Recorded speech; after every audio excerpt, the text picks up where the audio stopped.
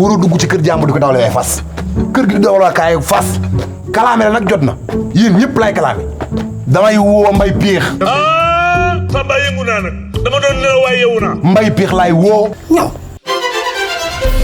Répétez le mot s'il vous plaît. déggoo ma xanaa dama ne la merde Mettez-le dans une phrase. mooy Modou fu muy déggee merde laa la wax nga lan yow war ngaa wax xam nga ne xale bi état bi mu nekk yaa ko fa yóbbu nga expliquer te maîtriser woo gat xoola jóge naa Saint-Louis ñëw Dakar dem Colobane xoola xam nga fa laa teere ji Podor ay kirtinding yi moo waroon a yóbbu foofu minute laa def rek ñu daal di may woo Patriote Builders fa laa reeree xoola après daal di delluwaat ba booru Sangalkam ba dem Bentañe xoola jóge Bentañe daal di ñëwaat après si la ma daam bi woon nag ne ma teel a yegg pirip tip mu yegg si ay man la rapide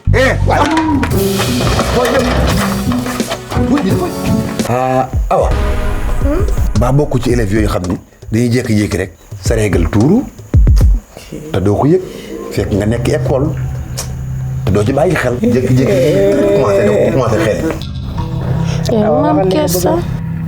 génnal ci yi nga nekk te nga wax ma li nga bëgg.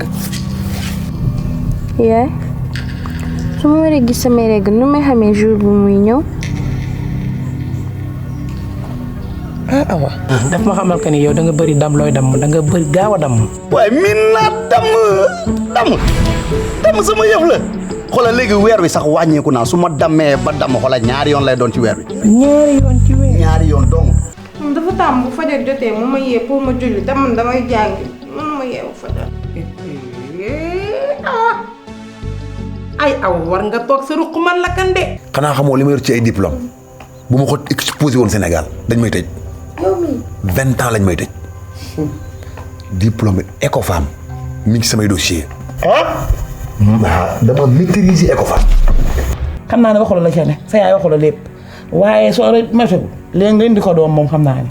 maam musal musalaam ma. kii da nga ko war a wax awa del seeti góor waa déglu moom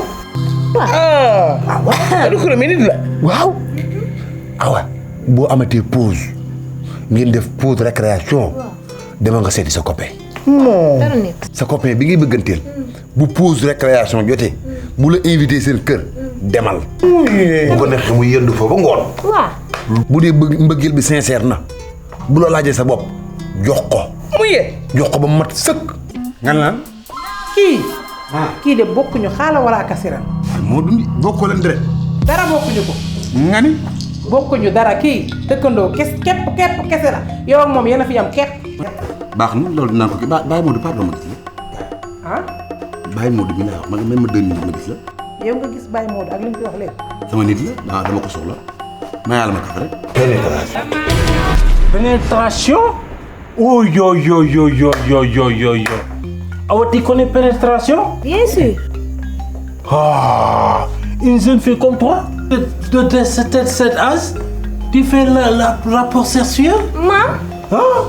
Avec toute l'éducation avec ton père qui fait de toi? Hein? Ta mère et ta grand-mère?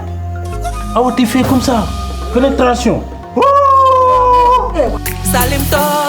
Dimanche à 21h sur ITV et sur la chaîne YouTube de Crystal Vision.